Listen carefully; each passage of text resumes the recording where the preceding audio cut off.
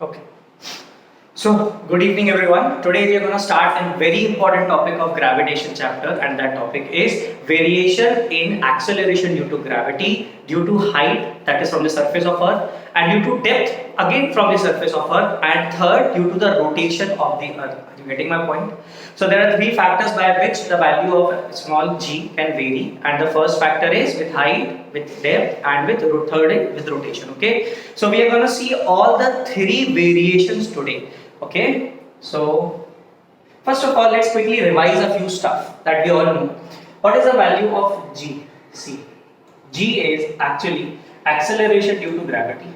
And what is the formula of g near the surface of earth or near earth or for earth? I can say, suppose this is earth. Okay, this is the radius of earth, capital R.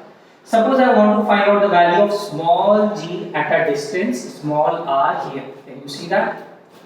Here I want to find the value of g. Okay, so what is the formula? G capital M upon r square. Do you understand? This is the formula of small g, that is acceleration due to gravity at a distance small r from the center of the earth. Can you see that? From the center of the earth. Now, if we go at surface, so at or very near to surface,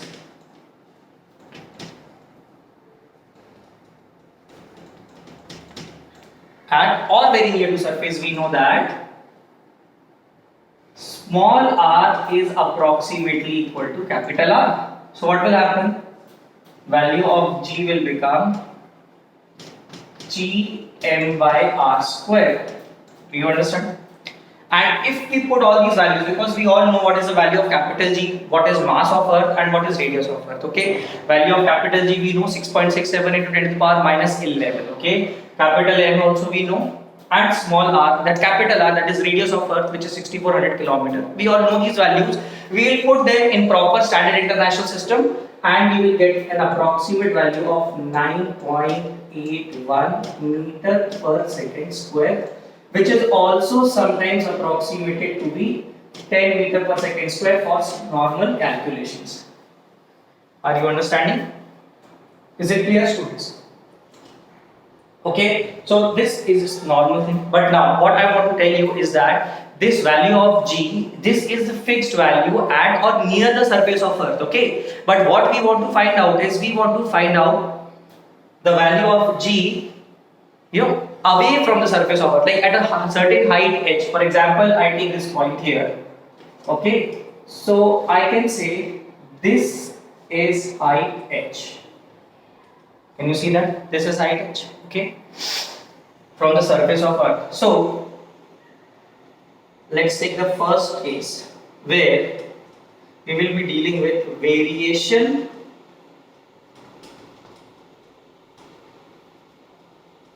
due to height. Variation in what? Variation in small g. Height from where? From the surface of earth. Are you understanding this thing? Okay. So what is the general formula? You will say, sir, this is the general formula. So we will use a general formula, yes or no?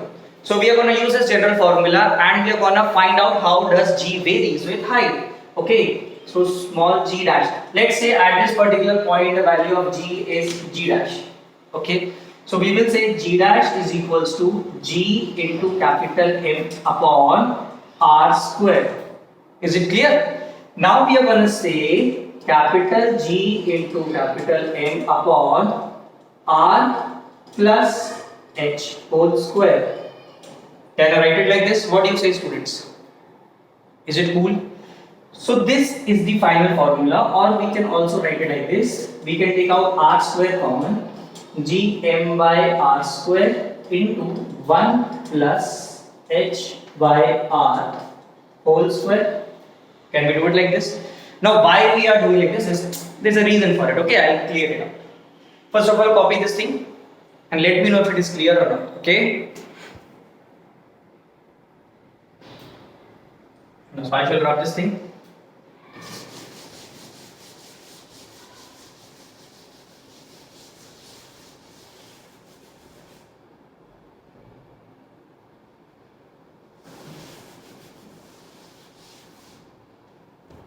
Let's continue.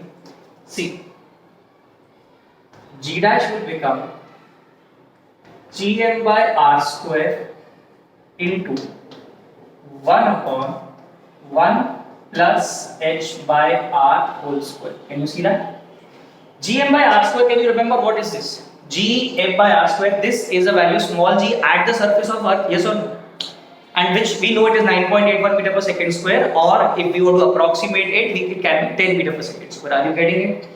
Okay, so g dash will become g upon 1 plus h by r whole square. Now this is a general formula that you have to use every time. Okay, now this is a very general formula for variation of g with height. Okay, I hope this point is also clear.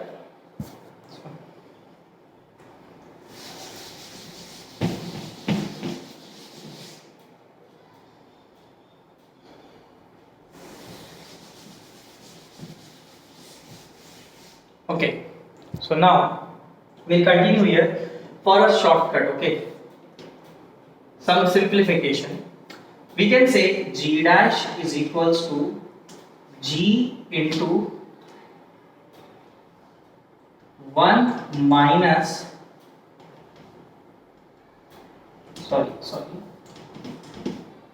1 plus h by r whole to the power minus 2.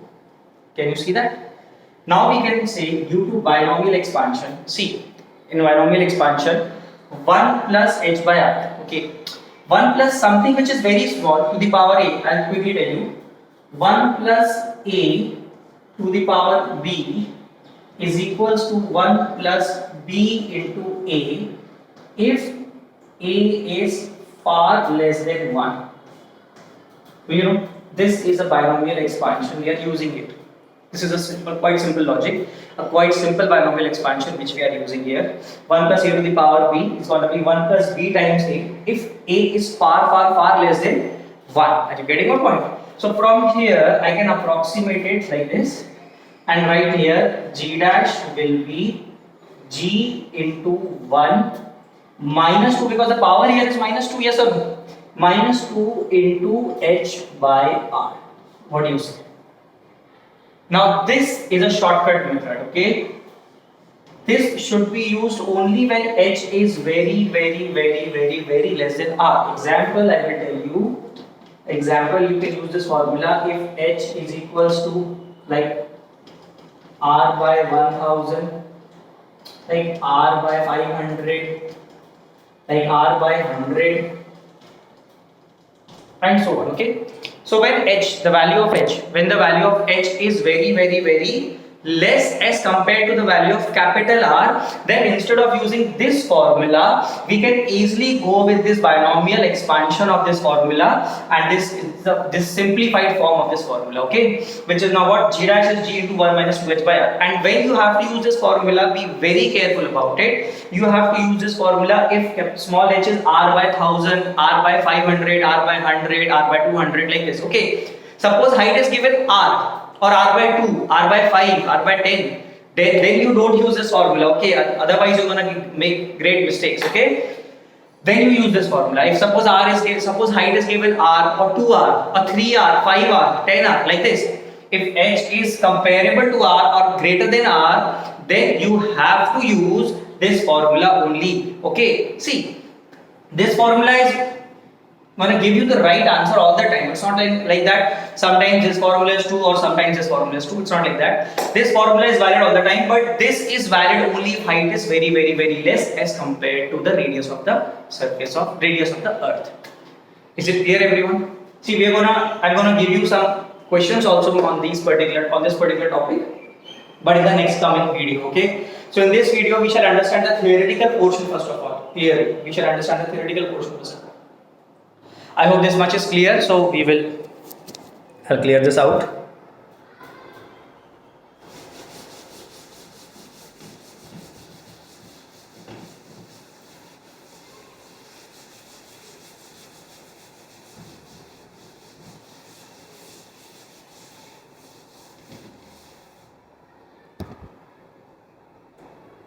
Okay, so now second point is variation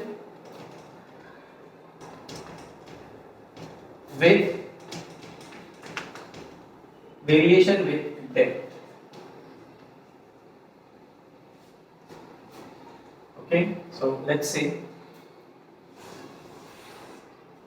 This is Earth. Okay, this is the surface of Earth, and we have gone to a depth here, like this. Suppose this is small d and the remaining radius is small r. So small r is the distance of the object from the center of the earth. Okay, I hope it is understood and visible. Now, what is capital R? This particular thing is capital R. Clear?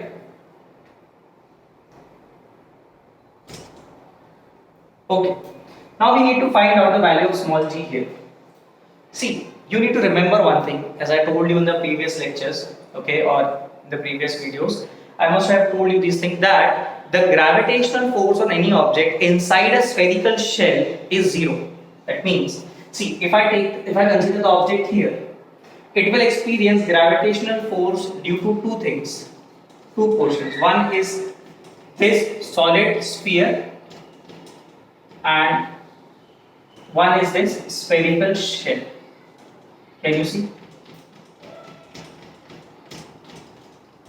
One is this spherical shell. Okay. Now we know that this particular point is inside this shell.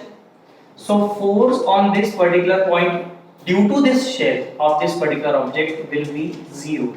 That means this particular shell will not participate in producing any kind of gravitational force on the object which is kept here. That means the object which is kept here is gonna experience gravitational force only and only due to this solid spherical portion. Are you getting my point? Now the problem here is, what is the problem here? The total mass is capital M, but the mass of this particular portion is, let's say, m dash.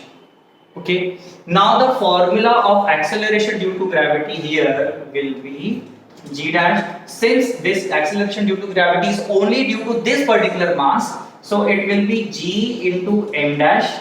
And what is the distance between the center and this particular place? We will say small r squared. So this formula is again valid, but this time instead of using complete capital M, we are using the mass of this particular solid sphere. Are you getting it?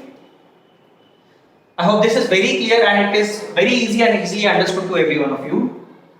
So now we will say, now only catch here is to find out the value of capital M dash. Okay.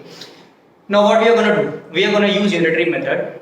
Or see, this earth is, we have considered earth to be a uniform body. Uniform body, that means mass is evenly distributed at every point. Okay. So we will say mass per unit volume of the earth. We will find out the mass per unit volume. That means the density of the earth, and we will multiply it with the volume of this particular sphere. So we will get the mass of this sphere. That means we will say capital G pi r square into total mass of earth upon total volume of earth, that is the density of earth, multiplied by volume of the solid sphere which we want to find out the mass of. Okay. So what we are going to do, this 4 pi by 3 is going to get cancelled, and this r square is going to get cancelled here. It will become only remain r. Okay. So this is going to become g m, that is the mass of total mass of the earth, upon r cube into small r. Is it clear? So this is some wonderful equation we have got, and one thing I'll tell you here that is very amazing, that g dash is, we can say gm by r square, again I can say, into small r by capital R. Now why I have done this thing? You know, gm by r square will be what? The value of acceleration due to gravity on the surface of earth. Yes or no? Here the value is what? Gm by r square. We all know that. This is how much? Gm by r square. Is it clear, everyone? Now, here we are going to replace it with G into small r by capital R. Now, one important stuff here, we can say that, see, small r is what? Capital R minus depth. Yes or no? So we can use it, and finally the formula will become G into 1 minus d by R. So this is how the value of G is gonna vary with depth from the surface of Earth towards the center of Earth. I hope I have made my point very much clear here. You can see the board. Understand every point, there is no problem. You can understand this derivation. If any doubt, you can write in the comment box.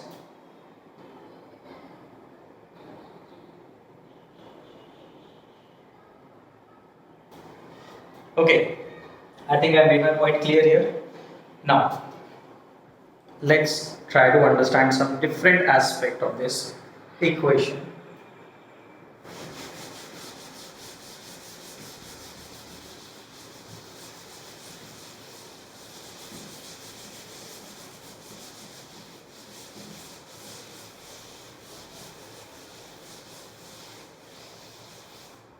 Now, if we try to look at this equation once again, see, G dash is equals to G by capital R into small r, which means G dash is directly proportional to R if R is less than capital R. That means inside, when we are inside the earth.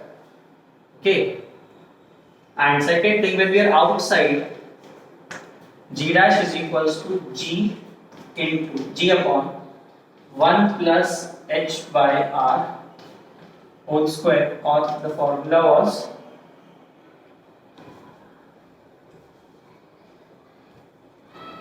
either this, or we can use the basic formula which was Gm by R square, from where we can say that at any, when we are outside the earth's surface, it is inversely proportional to R square if R is greater than or equal to capital R. You understand this point? So this is how G varies, okay? Now, one important point which I wanted to tell you right here is that if R is 0, then G dash will also become 0 according to this equation. Yes or no? That means at the center of Earth, the value of acceleration due to gravity will be what? 0. Are you getting it? At the center of Earth, the value of acceleration due to gravity is gonna become 0. Okay, clear? Now, let's understand the variation with respect to graph. See, when we are in the Earth's surface, under the Earth's surface, like this, where R is less than capital R, okay, so it is directly proportional relationship. Okay, that's why the graph is this. Now I am plotting the graph of what? G dash versus R. That is the distance of the object from the center of the Earth. Okay. Now this value is G. That means at the surface it is maximum. Now this, we know that G dash is inversely proportional to R square. Here it is directly proportional to R. So this graph is very important. Okay. So this is the derivation of variation of G with respect to depth. Okay. And now a little comparison and a little comparison through graph.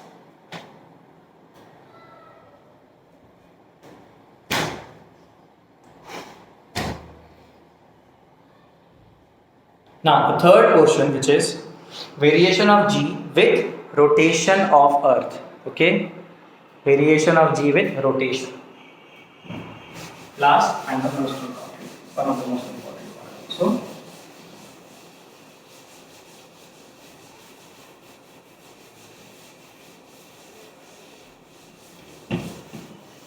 in NEET it has been observed that variation due to rotation has been coming from past few years. So we will study that particular point carefully. Okay, variation due to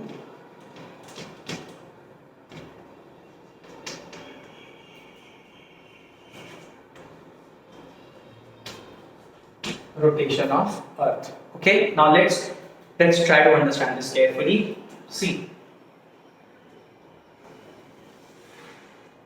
look at this diagram here. So this is your Earth. Okay, fantastic circle I have drawn. Anyway, so this is your Earth, and it is rotating about a certain axis. Okay, like this with an angular speed omega. Can you see that? Now, let me take a point at certain latitude at an angle theta from here. Can you see that? Now, this particular point is also rotating in a circle. Can you see? This circle like this. Is it visible? And the radius of this circle is this small r. Okay, now since an object is performing a circular motion, we all know if we observe it from that particular frame of reference, that means if I sit here and observe this particular body, I will say that this body must experience a pseudo force. Which kind of pseudo force? A centrifugal pseudo force. Yes or no? And where does it act? It acts radially outwards. Okay. So there will be a centrifugal pseudo force radially acting outward. Let's say this is Fs. Okay. A pseudo force which is acting outwards. Okay. Now, Earth is always gonna attract the object towards its center with a force mg. Why? Because at the surface the value of small g is g only, 9.81. Mass is m. Okay. Now there will be one more force which is the normal force acting on this particular body. Can you see that? And this angle will be theta. Now, let's draw some important conclusions from this particular thing. See, if I draw the FPD of this object, the thing is, there will be a force which is what? Mg. Okay. There will be a force which is normal contact force from the surface of the earth. Another component of pseudo force will be here, which is how much? Fs cos theta. See, another force will be here in this direction, but we don't worry about that force too much. Okay. So I'm going to talk about in this particular direction. Okay. So I'm going to say, if the object is not going anywhere, if the object stays, obviously we know that the people who are staying in Russia obviously stay in Russia, they don't follow from the surface of Earth. Okay, so they are at rest. So I'll say that summation of all the forces in this particular direction must be 0.